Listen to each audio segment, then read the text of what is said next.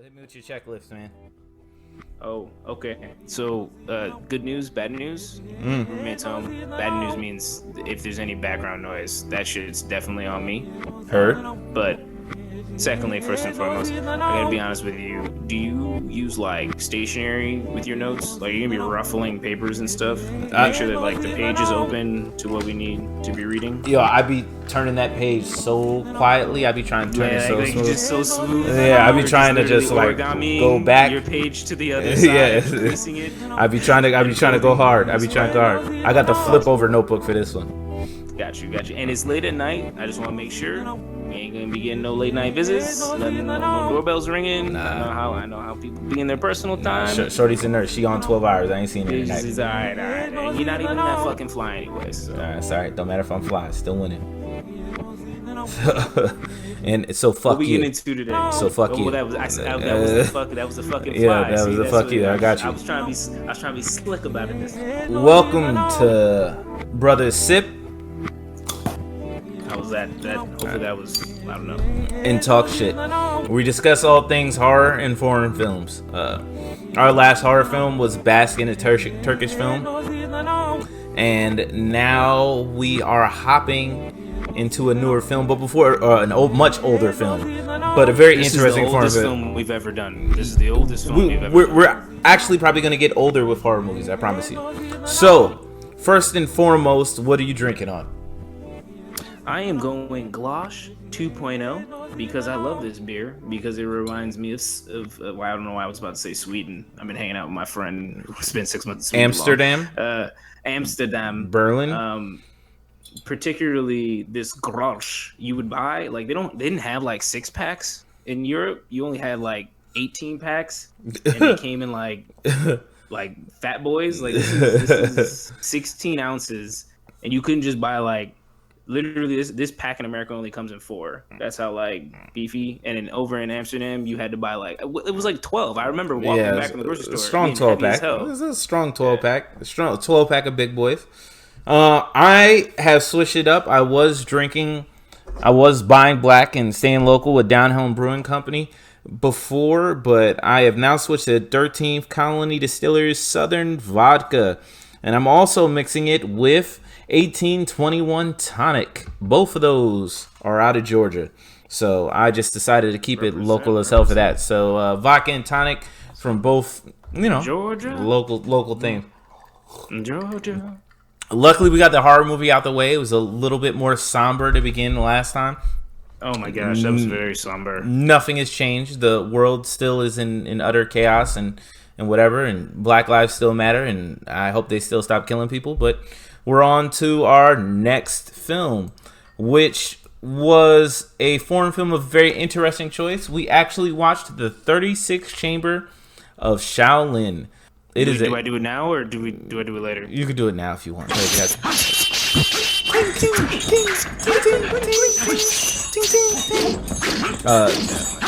So clearly, this is the inspiration for Enter the 36 Chambers by Wu-Tang, amongst other things. It is directed by Chie Liang Liu.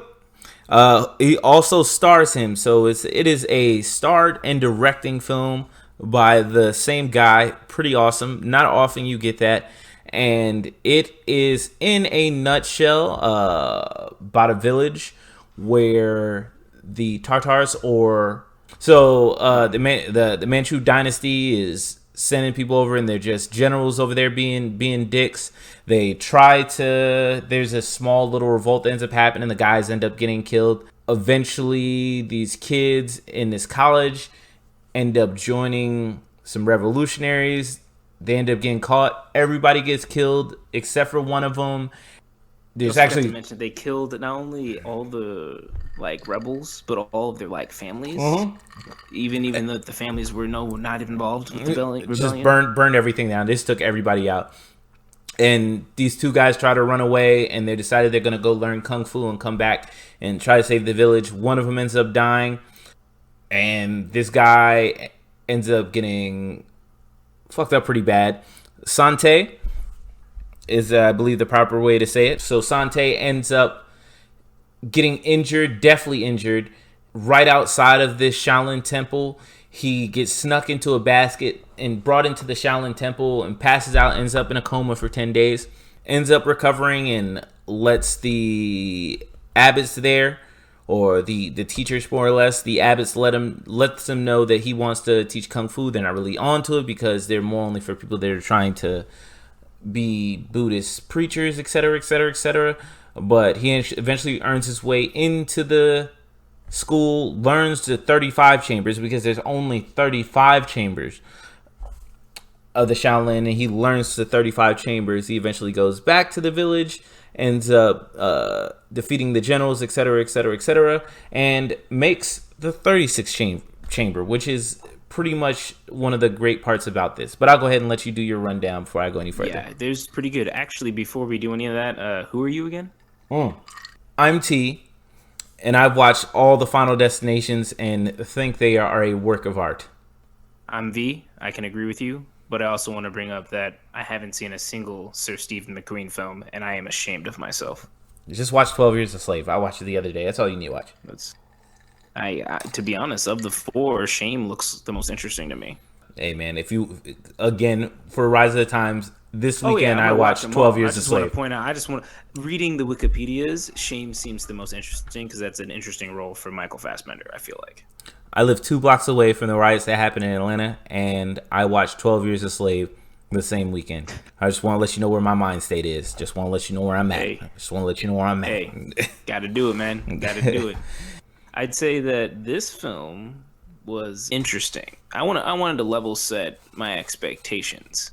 Huge hip hop guy, but I never got into Wu-Tang until like just 4 or 5 years ago. Like Wu-Tang has been a new thing for me. Truly as hipster as you can be. The later you get into Wu-Tang, it makes you even more of a hipster. So for anyone trying to be in the worst way, the most hipster person out there, just wait as long as possible to listen to Wu-Tang because then you just become most aged hipster. That being said, I was watching RZA talk about. He actually gave a list of like his 10 kung fu films that he thinks influenced them the most, Wu-Tang. So I said, let me just start out the beginning and give this one a try. I think that kung fu as a genre, I got to talk about before I even step into this film. I always found it as the anime for the generation before me. And I think because of that, I have this like admiration because I remember growing up with my dad and watching these kung fu films all the time. And it's the generation before the generation before you, because anime was mine. Kung Fu flicks was the generation before me. Well, yeah, I count you kind of in my generation. I hate to be the bearer of bad news. You kind of count in my generation. Sorry, I don't, but it's cool. 7 years, because I listened to Wu-Tang. I listened to Wu-Tang when they came out. 7 years, my brother ain't got nothing on. I listened to Wu-Tang when it came out, so that's huge different. You listen to Wu-Tang in the 2010s. I listened to Wu-Tang in 94. But yeah, it's cool to see. I think again, overlaying a lot of Black culture here. But it's cool to take a dive into what got, brothers in their 20s and 30s back in the 70s, pretty pumped up and excited, kind of like how anime makes us get pretty dope. And these things were bootlegged like heavy. The dubs were horrendous. By the way, we watched the dub version, not the subbed. I had the subtitles at the bottom. I don't know how you did that because the subs and the dubs don't match. It's hella confusing. I immediately turned this. I had the subs on for like 30 seconds. I'm like, this shit doesn't make any sense. I'm just turning the sub off. I learned so much more that way. There's so many gaps and nuances, and you like it helps you look at the. There's a lot of words, but yeah. So I think that this was like a huge. It was kind of a cool thing for me to go back and watch some kung fu flicks because I've been trying to watch like one a month the last few months. This was number 2, and this was definitely fun. So diving into the film itself, I think that I was expecting the plot to be pretty weak, and it ended up being my favorite part of this. The storyline is actually really good. This is probably one of the strongest storylines. Really good of all kung fu flicks I've seen. I would put it in top 5 storylines of all time. That's including some Bruce Lee gems. Hell, I even throw The Last Dragon in there. At least that story was understandable. But yeah. And kung fu has always been progression. I was one of those dudes that was watching Umbach like 5 years before anyone's seen it. I'm like, this is the dopest thing ever. Like, everyone needs to see this cool stuff. So I was very used to, like, I think kung fu films in my time, you know, like circa 95 and beyond, the storylines are like junk. Like, I can't think of one that has a decent storyline except for Rumble in the Bronx, and even then it's shaky, you know. And this one was like masterful. I was just like, wow. The character development is phenomenal for someone who's going to, essentially his entire village gets wiped away, and he starts anew. But it's also kind of this like philosophical walk of, what if you had to start from scratch? What would you do? Would you be able to survive? And he trains these 35 chambers, but this isn't like 6 months later he goes fights the general. Do you remember? Do you remember how long they said he trained for? He trained for 5. He was at the temple for a year, and I think it took him almost a year to get out to the temple. And there's a year between him getting to the temple and him getting back to his village. There's like a year in between there, but before he even started training, he was at the Shaolin Temple for a year, and then they said he was training for 5 years. So almost like a decade of him dedicating himself to this craft. And it also seems like, though he says, I want to learn Kung Fu to fight back, he never says, I want to learn Kung Fu to seek vengeance on my family. It's, I want to learn Kung Fu so that everybody can learn Kung Fu so that we can all fight back. Right. And I think that, again, it's echoing, like, I don't know if it's because I watched it, you know, this week after everything's going on, but it kind of echoes that kind of sentiments of, you know, we can be better and it only takes one person. Right. Because at the end of the film, the 36th chamber doesn't exist. 36th chamber is him teaching it to the world, which is like so powerful. And I kind of get where, then I bring it back full circle to the Wu-Tang, and I'm like, oh, that's why they love that concept, because they were trying to build the 36th chamber through their music. Like, and that's just like a dope ass concept. But I feel like it was smart too. Like, it's one of those weird things where you just gotta like get it and really latch to it and really craft it and build that kind of cause. So because of seeing that full circle of the 36th chamber and what it means, I love that. I loved it. So that's like initial thoughts. What I got. What are some of your initial thoughts about this? I thought it was excellent, and it's one of those films I probably saw when I was younger. I probably saw it on a bootleg VHS, and to go back and watch it with just a clear mind, sitting down and just focusing on just watching the film for everything, it was excellent. The story is about the oppressions that people are feeling from the government, and him wanting to protect his people and go back and find the strength for his people and teach other people to have the strength to fight back and survive against this Manchu government, which was a little bit of Genghis Khan rang that. Like you talking about Genghis Khan's people? Crazy. That was a little bit of a wild little thing. I believe there. My favorite quote about Genghis Khan was, actually there's two, but one was that he literally turned rivers black because he just tossed books into them, and the ink would turn them. That was a sign that Genghis Khan was. You would see the black ink in your river flowing down. He was in the village, just north of you. Kind of crazy. He's a harsh guy. It's very, very interesting. It was just amazing. On his way out of the village, everybody helped him out. Even some guy he had just met in the village outside of the Shaolin Temple helped him out. It showed that if people just kept on helping people, you could help somebody else to come back and empower everybody else. And some of these people were helping him and didn't know him at all, just saw he was in need. Got him water. They patched him up after he got this like debilitating wound and he was in that coma. They went there and helped him out. The monks, even the monks, the monks, when they said, "Hey, we're not going to train you, but you can stay until either you're healed up and you're good to go," like, which is like, oh, that is kind of cool. Like, even though we're not going to train you, you can still stay for a year, man. Just heal up. It's cool. Again, that community energy that was just so powerful in this film, and I think it's one of those things where I'm kind of curious of like, man, did they know what they were doing? Right. I don't know if they knew what they were doing. It also was like a tap into those Eastern philosophies, you know? Again, we're just one pebble in the pond type mentality, you know? Absolutely. I think some people think they're boulders, but No, a lot of people are just pebbles, dude. We're just grains of sand, you know. And not to get too philosophical on this one, but I was just surprised on how much like awesome energy this one filled me with. It's so it's just so good. It's so refreshing. It was just the right thing to see happen. It was excellent. Seeing so many other kung fu films when I grew up, you saw why everybody tried to emulate this. When people try to emulate, it goes same when we talk about horror films and slasher films. When people try to emulate stuff like that, if you don't have the soul in it that made it good, you lose a lot of it.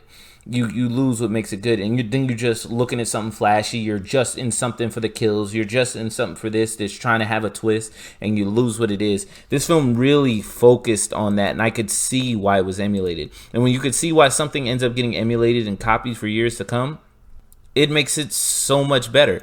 It makes it so excellent. I mean, I'll praise the film days and days. We already got it for that. I'd argue that the tropes in this martial arts film are so like strong even now to say. I almost feel like it was like when the first time someone watched Star Wars and realized what tropes were. That's what this film has a lot of. Like these are like classic tropes, but used in this kind of Eastern philosophy kung fu style that just marvelously comes together. You know, shout outs to the Shaw brothers. They're one of the, I guess, most predominant, famous kind of kung fu flicks folks in the 70s. I think this was like their big domestic hit in America, and I'm glad they had this. Like this was like, this is what made kung fu flick. Excuse me. No, that's the glosh. Woo, gloshing right now. You felt that coming up, huh? Felt that coming up there, buddy, huh? We gloshing right now. We are gloshing, folks. We are full metal gloshing right now. Okay, all right. That's too much. I wasn't expecting that. But yeah, the Shaw brothers definitely was doing their thing. Shouts to the Wu-Tang. That's all I want to talk about this film, because that shit's just dope, bro. This is like the empowerment of the people and good energy, and it takes a community. Like, it takes community to change your circumstances. Like, and it's never over. Like, this dude was catching so many losses. Yeah, he was losing left and right. So many losses. Like, he caught mad L's, and then it's also one of these good films where it almost feels like three different films, like three different acts. I think I brought this up with Babadook before. I love when they do like traditional, not film writing, but we'll make it more theatrical. And because of these three kind of story arcs, where it's initially the village where he runs away, then it's in the temple, and then when he comes back. I think in the temple, it was really cool because that was the portion of the film where it's about him. At first, it was, I need to just escape, and people will help me escape. Then Act 2 was, you have to build the core strength yourself. And then the third act was about leading, because that's when he started gathering some interesting fellows. But the bulk of the movie takes place on Act 2 at the temple. Absolutely. Can you correct? Absolutely. Yeah. What you said? Yeah. Like most of that's gonna come through there. Yeah, and he I think they showed, of the 35 chambers, they showed maybe like 8 or 9 of the tests. Yeah, they showed 10. Can I run through them right quick? I think it's so important. Yeah, let's roll. Yeah, so honestly, so first and foremost, was so fucking positive, bro. So 36, mind you, wasn't there. He made the 36th chamber, and you see the 36th chamber at the end of the film. And 36th chamber is teaching the people. It's teaching the people the kung fu and teaching the layman, the person who's not a monk, bringing them there. 35 was the top chamber at the time, and that was next level shit. He goes and he gets the option to start at whatever chamber he wants. When he finally asked after a year being there, he was like, yo, I thought we were doing kung fu here. He's like, you never asked. All you gotta do is ask. If anybody can learn kung fu, you get that choice. He said, okay, cool, I want to learn. He's like, okay, what, you could start at any of the 35 chambers, your choice. He's like, well, I want to start at the top. Send me to 35. He goes to 35, and it's just these Buddhist monks just going through these mantras and just saying these mantras, and you see one of these monks mess up the mantra. He gets up and he moves away from the center, and it seems almost like since he flopped on the mantra, he hasn't been doing his spiritual duty to stay on top of the mantras. So Sante walks up to the main abbot there and is like, hey, I'm trying to learn whatever it is here. And he's like, okay, cool, tell me what you know, tell me your mantras, tell me the mantras, you know that? He's like, I don't really know that yet. He's like, cool, so you don't know the mantras? He's like, get from me. He does this like palm strike, And mind you, he's 20 feet away from him and just blows dude back. Like he just force pushes. Just force pushing him like 20. Well, get off of me. You don't know your mantras. Step away from here. You don't want this. And he runs away and he runs back to the other abbot and he's like, maybe I want to start at 34. Which is, there's that little bit of humor in there. Yeah, that was good. That was nice. So he goes to 34 and there's like a little lack of explanation. So 34, power, balance, and speed. 33 was arms. 32, wrist strength. 31 was sharp eye. I believe 30 was reflexes. 29 was the head chamber.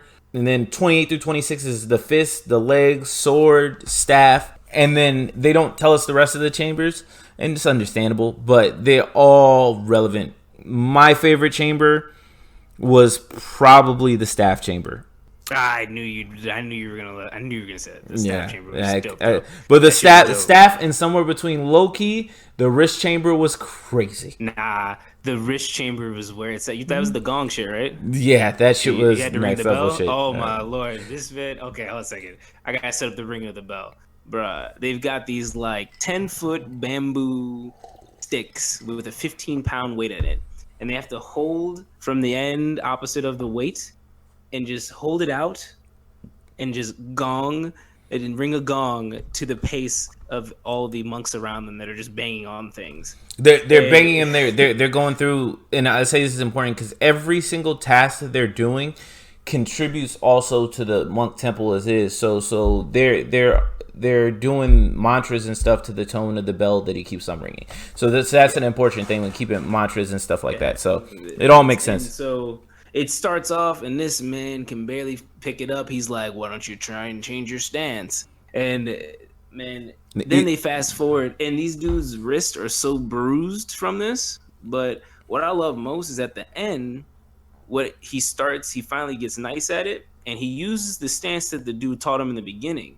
But then when he gets tired, he starts freaking it and freestyling. Oh yeah, switching hands. Punches. He's switching hands, keeping tones, switching stances. Switching hands, and he starts getting into this like rhythm almost of like switching stances, and that was different than what everybody else was doing. Everybody else was still just trying to ring it in the one stance, and they would switch arms when they got tired and try to ring it some more. While he was consistent, like every like 10 or 15 rings, he would switch a stance, and he switched. So he's using like 15 different stances to ring this bell. And switching hands and switching stances, but keeping the same side and keeping the rhythm.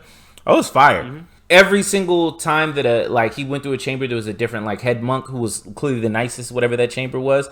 And you could see the praise and adoration, even they were treating him like an asshole. They have it. So like they started with the power and balance one where they had to run across these sticks, like these logs on water that were tied together. And everybody else was barely doing it, and he couldn't do it. Then he learns how to do it one-handed and freaks the kid in play and hops over his leg and do that joint. And he does do the kid in play. I forgot about that. So then after he hops over these bundle of logs, they cut the logs apart, and then like, oh, you need to get over these. Now the logs aren't together in a bundle. The monk there uses a plate as an example. He tosses a plate in the water, and then the weight just sinks. And he's like, no, you need power, balance, and speed. And he skips it across there, and he's like, you got to get that nice. And of course, homeboy Sante gets that nice. He goes there and he figures out how to go across it. Dreaming of doing this. He was in his sleep. His feet were moving about power, balance, and speed, which was hot. The arms, which was crazy because it didn't register what was going on. They had to simply take these buckets, hold their arms straight out, and carry these buckets of water up to the top of something and dump the water out. The crazy part, though, is on their biceps, they had blades hanging down for their biceps so that if their arms dropped while they were trying to carry the water, they ended up stabbing themselves in the side and cutting them all up. So at first, it's struggle city. And eventually, old boy, of course, gets nice, and he starts being able to help other people hold their buckets up, and he's over helping everybody, and he's freaking the joint, just be able to flip it mad crazy, because it shows you him going from crazy flimsy to nice with it. An interesting thing, I think. Nice plus. Like it's not even like he goes from like flimsy to nice. He goes like to nice plus. Like, yeah. He takes it a little over the top. He always does some like extra like I said, he starts freaking it. Like he does some like extra freestyle. So nobody else is doing out there. Right. They had another one where he had the dude wanted to have these sharp eyes and the reflexes, and when he walks into the room, it's like this dark room.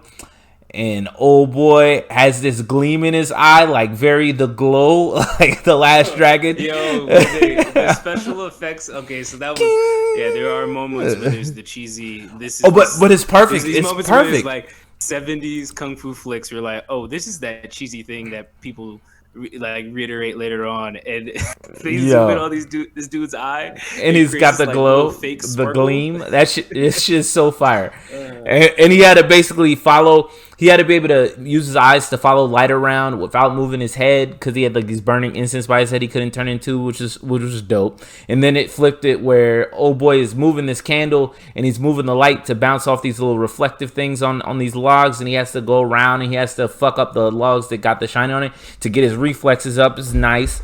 The head chamber, which is nuts because the head monk there, his head's all fucked up. I can't imagine headbutting that motherfucker.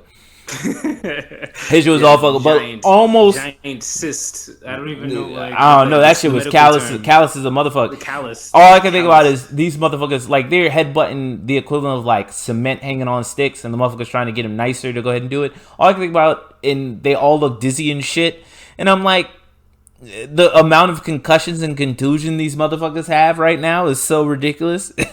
The motherfuckers gotta be channeling some other energy. That was almost my favorite part, because the head monkey there had a stick with a silver hand on the end of it. He was just smacking motherfuckers with left and right. They're falling like backing him. It was the pimpan. The strongest pimpan on a bamboo stick, like a silver one, and like old boy had like got knocked out from headbutting shit. And dude wakes him up by shaking him with that, like they just show the pole and the silver hand shaking him. And it's just so fucking, it's like that little bit of comedy, but it's so perfect. And then like the fist chamber, they learn just hand techniques. So they're just learning crazy punches and shit like that. So they don't learn anything else. The leg chamber, they're kicking through loops of fire, breaking pots full of all types of crazy shit and technique. Go to the staff. Staff is your favorite. The sword shit was fire. The sword was like that was more about just, are you nice or not? The staff though was flame, and that's just me. We have an affinity for martial arts. We used to do it a lot when we were younger. The only weapon I ever learned how to use was staff, because the most practical weapon ever in life. Please check Coming to America. Never forget when he beats the shit out of Samuel L. Jackson. It's because he was working on that shit in the beginning. That's why it's such a very important reference. With the mop, he whooped his ass with the mop. It's the most practical weapon. They are doing shit where one thing is they are sticking the end of the pole through this stone, and just they have to move the stone with the staff. Think about it, it's so ridiculous. The joint was extra wild. Yeah. So they do that. There's a whole bunch of wild, like, just training, and clearly I think the idea is like these poles are probably heavier than what they appear. The wildest shit from that is that there was this apparatus, which was, think about it almost like it was like these sharp teeth at the top and bottom, and they were sticking the pole through and spinning an actual, like, a buzz saw. And the idea was that if you spinned it and got it caught, you had to like snag it out, and by pulling your arm, because it's so your arms are between these spikes, you stab up your arms and fuck your arms up. But they had to keep on spinning it, so they had to have the control to keep on spinning this shit and not get their hand cut up and not get the shit caught in the little saw. And it was just so much about control. And then he had to box it out with old boy. It was crazy. Basically, he goes through all the chambers, and they eventually offer him a spot to be one of the abbots. One of my favorite parts of the film. I'll let you rock with it. Go ahead. Favorite parts of the film. So he spent 7 years a Shaolin monk, bro. 7 years a monk. 6 years a monk. Is it 6 or 7? 6 years a monk. 6 years a monk. 6 years a monk. He's mastered all 35 chambers, and 34. The head. 34? Oh yeah, because the 35th, the dude is in charge of the 35th chamber, is the guy who like runs the whole temple. And he's like, you ain't that nice. Your mantras ain't up there. He's been pretty like, encouraging of this guy, especially after he started like really picking up some pace here. And he's like, you know what, you can be number 2 in any chamber you want. One other dude, I'm not sure what chamber he runs. Justice. Was it this? Justice. Your boy's name was Justice. Bro, his name was Justice? Yeah. Well, that's actually kind of funny too, because the main character just wanted justice, so I guess that is kind of symbolic. Kind of cool. Yeah, 100%. He basically says that he has not trained long enough as a monk. He doesn't deserve that. I think he should fight me, and if he can beat me, then he can get it. And I think there was like some initial hesitance from the main character. Correct? He was like, it's cool. But the older monk was real chill about it. He was like, no, it's cool. You can fight me, bruh. It's all good, bruh. He fights him the first time, he gets washed. And then he just hits him with this like this little mark. He's like, "You can challenge me anytime." and like and shout out to the side note is old boy when he lost though. He had humility about it. Every time he was like, "I lost. I appreciate you doing the thing." He was like, "You know what I do? I got to get better." Yeah. So he then fights him again. He switches weapons because again he was a staff guy essentially. Yeah. So he starts with the staff first, then he switches weapon to like essentially like a sharp. I don't even know what that thing was. Like a staff with some like moon shaped blades. Then he fights him a second time. He loses again. Don't get me wrong, he was doing pretty good. And then this third time, he's training and he's just thinking of like, man, what do you do? And he ends up hitting a tree branch and he has an idea. And this tree branch ends up becoming this weapon that he creates of his own, which I need to know what the name of that weapon is. 3-section staff. A 3-section. So he essentially in this storyline he invents the 3-section staff, and he's able to defeat this other master with this 3-section staff. I love this scene because it's like he was nice. Everybody knows he's nice, but he's not nice enough yet. And it's like, how do you get nicer? You got to add a dimension to things that people aren't seeing. You know what I mean? And no one had ever seen a weapon like this before, and that was a dimension you bring. And it was inspired by a fucking tree branch. Like the inspiration is hella random. Like he just broke a tree branch, it fell on him, and then he broke it again. He's like, oh, this kind of looks cool. It just kind of, again, that inspirational side, bringing it back to like hip hop and everything, is like you don't know. First and foremost, if you lose, you gotta be humble about it. You gotta take that L. You can be the nicest one in the world, but you gotta still train. Like you there's always somebody else out there. And then number 2 is like, if you're gonna be better, you gotta bring yourself, because I think the staff symbolized, the 3-sectional staff was like him. Like this is him coming here. He wasn't trying to be anyone else but himself at that moment. And that's a powerful thing for me, because I feel like I'm always struggling as an artist to try and find that of like, I want to be myself. I don't want to use the staff. I want to use the 3-sectional staff. You know what I mean? Like I want to bring the 3-sectional staff. And then I think the third point is you are correct. The humility of it was like so classy. So classy about it. So classy. So I love that moment where he defeats him, and then that's when they decide to give him, you can run whatever chamber he wants, and he says, I want to create a 30. He actually says, let me think about it, which again, just some great advice. You have this momentous moment to make a big decision in your life, and he's like, can I just get a few days to think about it? Which is a fucking great advice. Like, right. If you got a big decision to make, take a few days to think about it. Right. He decides to say, hey, I want to do this 36 chamber. And then I guess that opens up the third act, which, is there anything you want to talk about the second act? Though the second one was probably the most like powerful because it's about this individual growth. The third act was about, getting other folks involved. It brings it full circle. For the record, I think that weapon he was using was called Dragon's Tail. The important thing, and I'm still trying to determine, and you tell me what you think, is that when he said he wanted to create the 36 chamber, all of the abbots were against it. But the main abbot, who had seemed to give him a lot of favor, was really against it. So what he ends up doing is saying, because he keeps on pushing for this 36 chamber and he wants to go ahead and teach outside people, teach them kung fu, he says that he needs to be punished. Now, Justice, who originally I looked at as a bit of a hater, but then realized that he had a lot of respect for him, was in charge of his punishment. So the punishment that it gives him is to go out, and I guess a punishment for monks, and I guess to humble them more, is to send them out to beg until your book is full, until you beg to fill up whatever quota they have out there. I think that was their way of letting him go out and teach people. I think does a little smirk. He does a little like wink. 100%. And it's like that whole, like, sometimes you got to bend the rules, right? Like you got to work within the system you're given. And sometimes you're going to be real on the cusp of what people think are right or wrong. But if the right people are behind you, we all know you're making the right decision, Right. So they let him go. It sets up the third act, which was he finally gets his vengeance.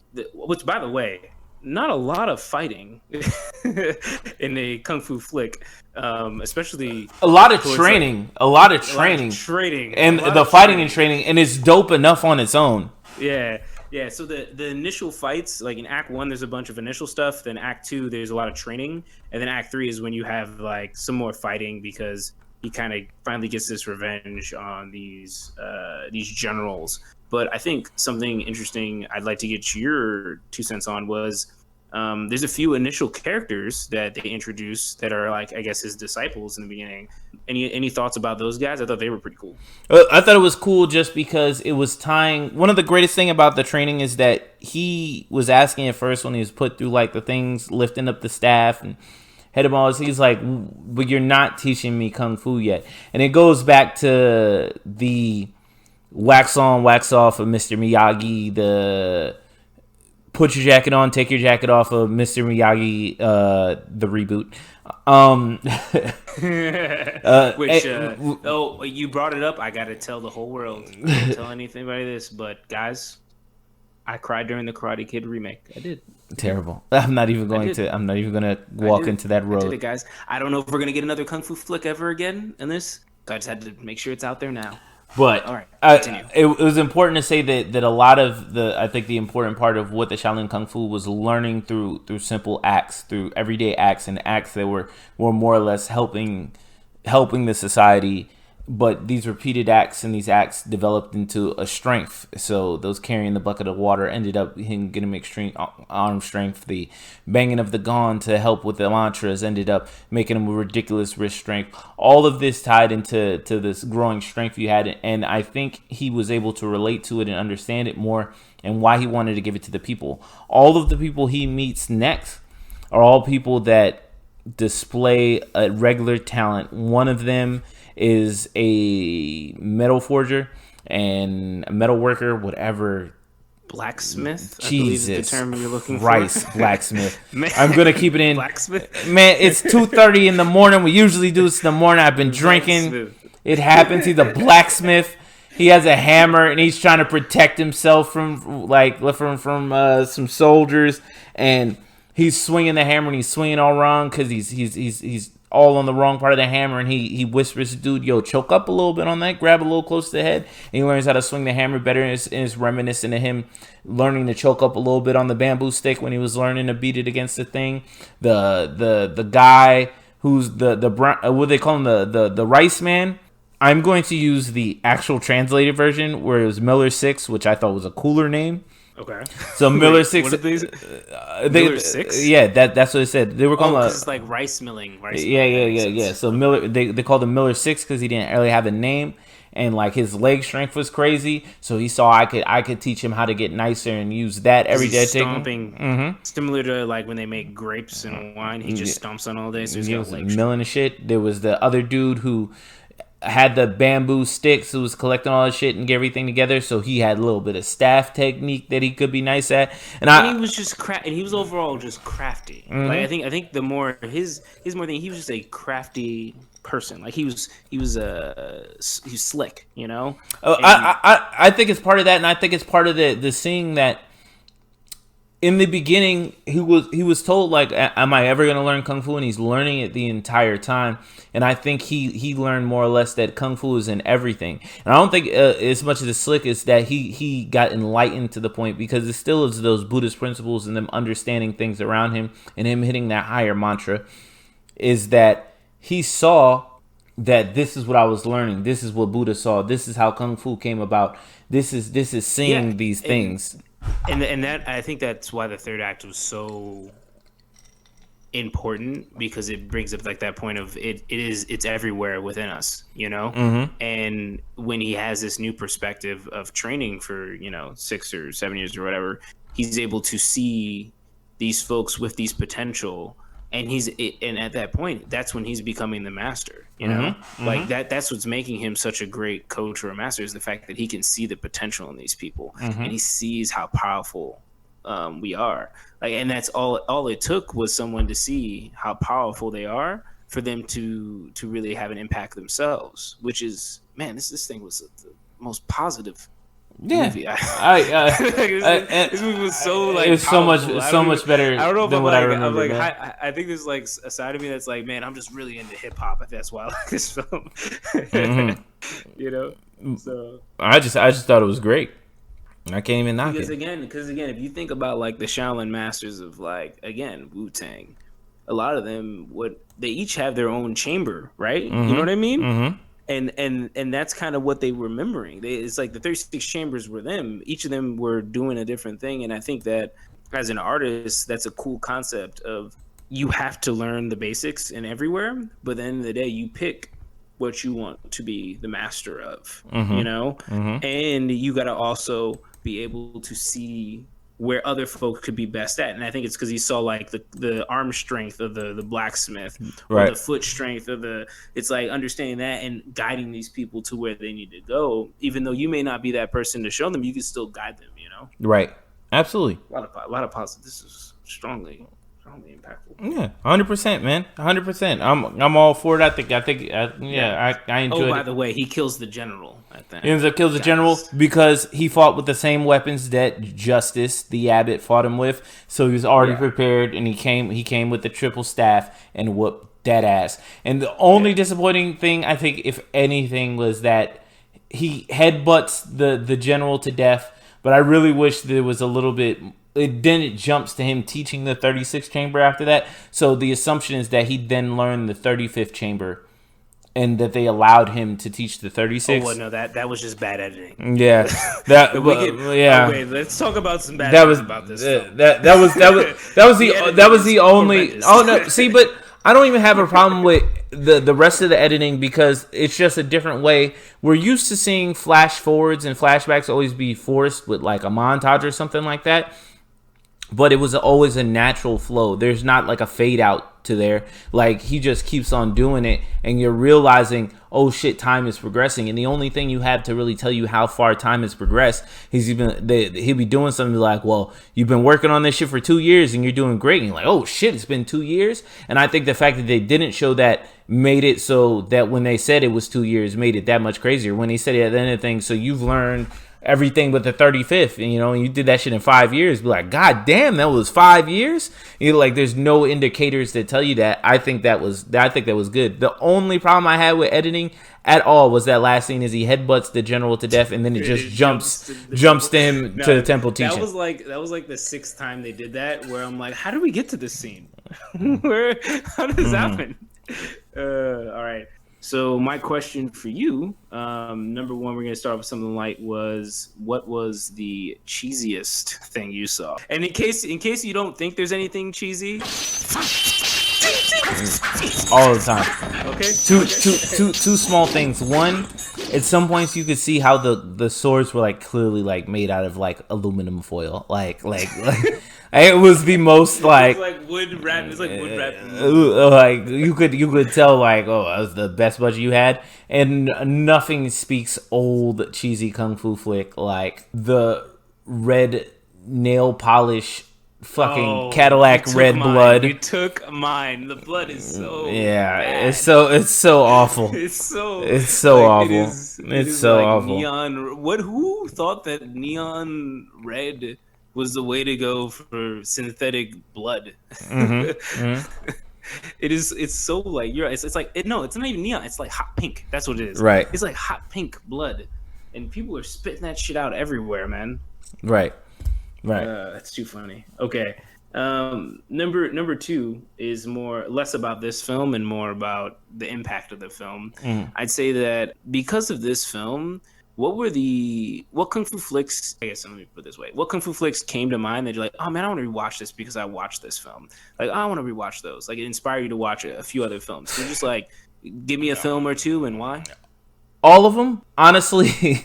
I want to go rewatch the 5 Deadly Venoms, the elemental ninjas, and 2 gems. By the way, those honestly, when you watch this, you're reminded where Tarantino and his scenes from Kill Bill, like the ones that are truly homages to that, where that comes through, and I really think that it's just too amazing to not look at it all. There's too many of them I want to see. But I also 100% definitely want to go back and watch some Bruce Lee films again, because I want to see some of the biggest ones that ever were and just remind myself why they were so big. You get what I'm saying? Yep. It was beautiful, man. Bonus question, because I'm doing this. Who's your favorite Wu-Tang member, and why? Wu-Tang member favorite? It always depended on the time of my life. You ask me. You just gotta pick one. Do it now. If I always picked, it's always gonna be Ghost. Ghostface Killer. Yeah. And why? Because I remember when Ghostface wouldn't show his face, like he really was Ghostface. 2, there is something magical. I'm going to do a small plug. If you have not heard The World According to Pretty Tony, you haven't lived, okay? I don't think I need to say anything else. After you listen to that, Ghostface makes 1,000% magical about him. Have you ever heard that? The World According to Pretty Tony? Actually, that one I have not. Which is you know why? Because when the pandemic started, I went on a pretty heavy Wu-Tang. Here's why you probably didn't hear it. It's a book on tape narrated by Ghostface Killer. Oh, okay. Well, that's probably why I've never heard it. Yeah. And if you have not heard it, please, everyone in life, listen to that. If you need a good smile put on your face, nothing as good as The World According to Pretty Tony. It is a book on tape narrated by Ghostface Killer, Tony Stark, the Iron Man. If you don't understand how great that is, those sentences I'm telling you right now, you may never know. And for the record, because you didn't ask it, I would have figured it was, but I'm going to ask you. Liquid Swords. Liquid Swords is my favorite Wu-Tang album. So. Oh well, that was an easy one. If your favorite Wu-Tang album isn't Liquid Swords, I don't even know why we're talking. I mean, a lot of people say Return to the 36 Chambers. A lot of people like ODBs. I can't knock it. No. Only built for Cuban links. No, dude. Liquid Swords. Enter everything else, like everything. And Liquid Swords is such but this isn't about that's just me, man. Music. That's just me. But I'm with you. The reason why I didn't ask favorite album is because you and I have the same favorite album, because the first Wu-Tang album I ever listened to was Liquid Swords with you. Mm-hmm. And I told you when we were sitting in traffic in Atlanta Hawks Stadium for an hour, because that's what happens after games. Right. It's fucking terrible. Just like literally because everybody's going to Follies. I don't know, man. Yeah, it's great, man.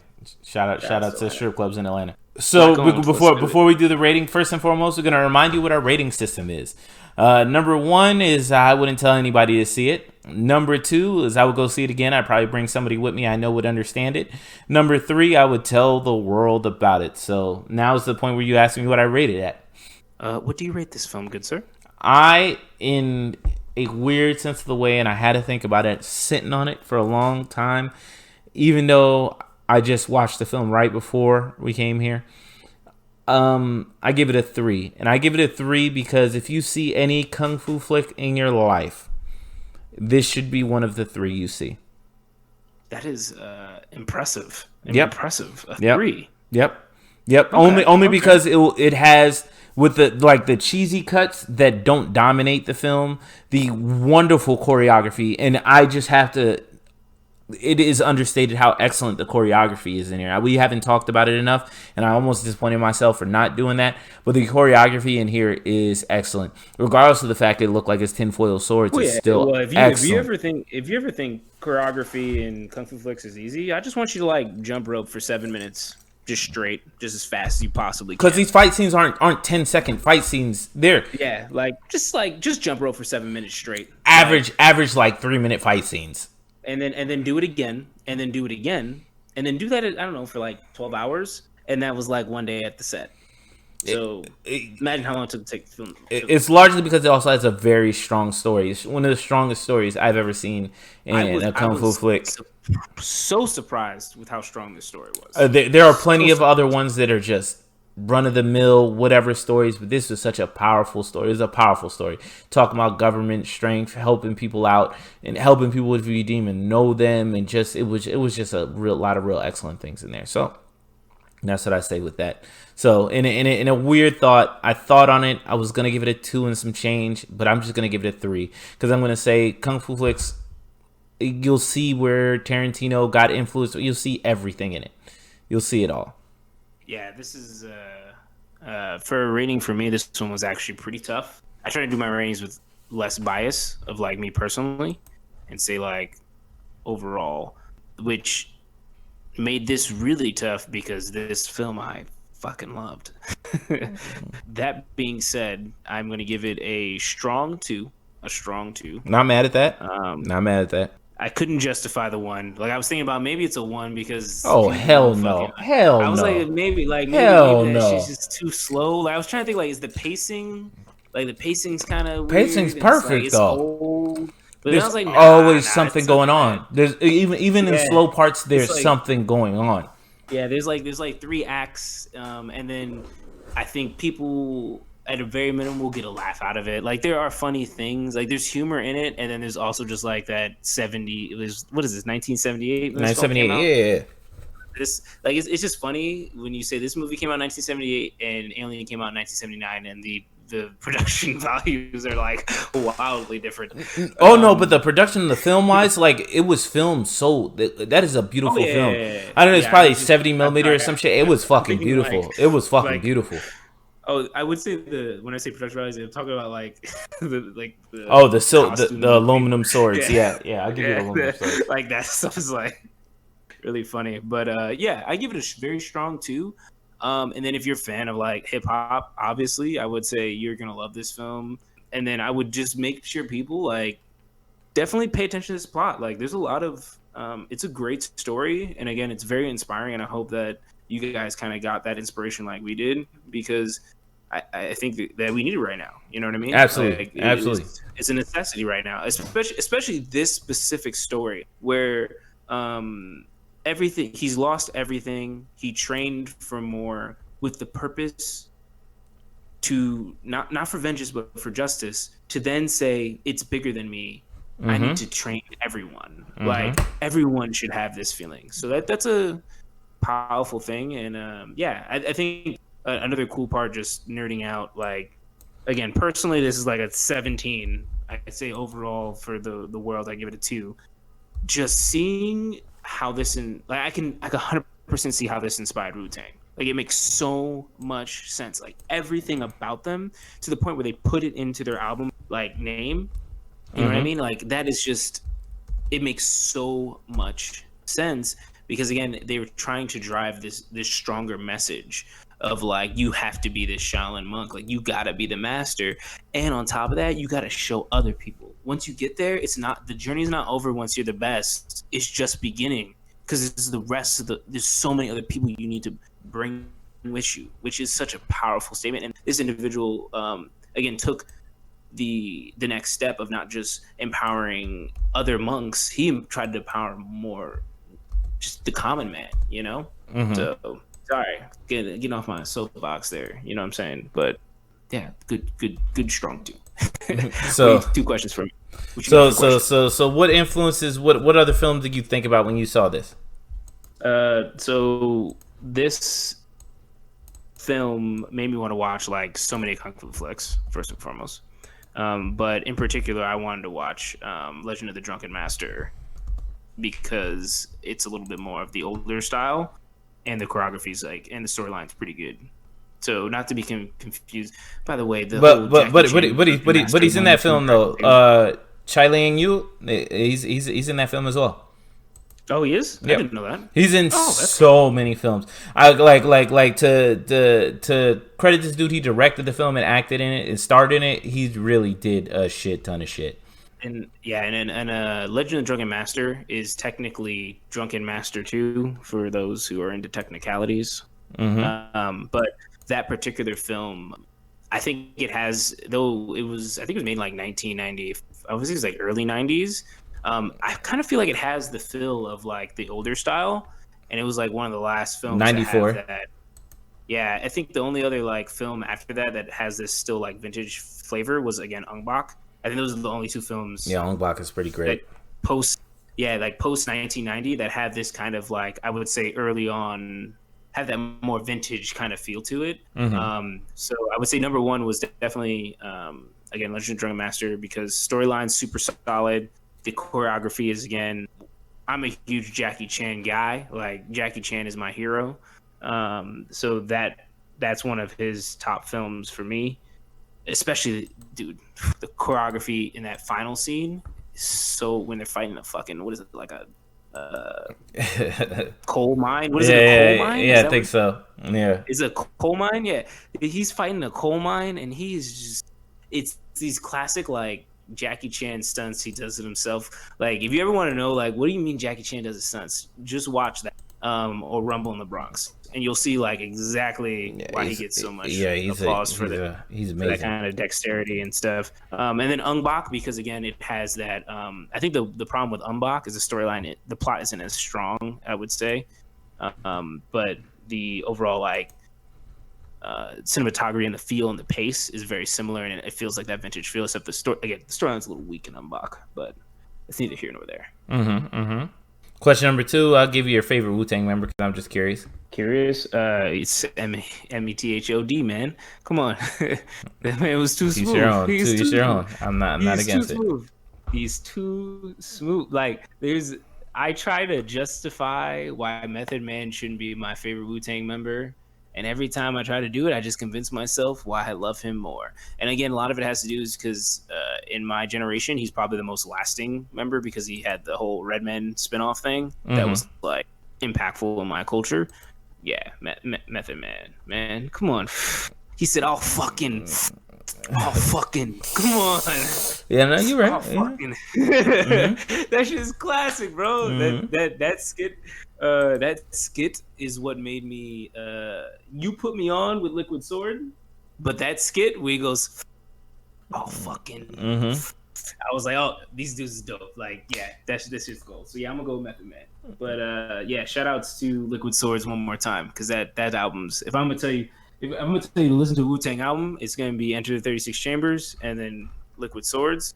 Liquid Swords is better, but Enter the 36 is more of a commercial listen to get you started. I'm fine with that. It'll get you hooked. Enter will get you hooked. Once you heard Enter, you're gonna listen. You're gonna want to listen to a bunch of other stuff. While Liquid Swords only built for Cuban links is fucking amazing. Good one too. Yeah, it's pretty good. Very different. Oh, by the way, what's the connection between this film and Baskin? One thing. It's about. I think it's these connections are ironically about the time. One is about the power of helping people out. Like it's literally tied into what's going on with society right now. One was about the police; they ain't worth shit, and they ended up in their hell loop. And the other one is about the importance of people helping, even if you don't know those people, even if you don't understand where those people are coming from. If you see people in need, help them out. And help them out against an oppressive force, and we could all come together and we could all beat that oppressive force. Because even if you're not trying to kill or destroy the oppressive force, we could always teach each other to be stronger and protect ourselves. That's all it was. It was about a sign of the times. Yeah, definitely. Side note, let's go quick rewind. We were supposed to talk about who you thought the killer was in The Rise of Leslie Vernon. Shit. Yeah, I forgot, right? Two things. He's assumed. Is he Manson? Is he Manson? No. He's assumed to be the killer from Black Christmas, which is one of the first slasher films, and the Toolbox Murder. I'll let you look that up on your own account.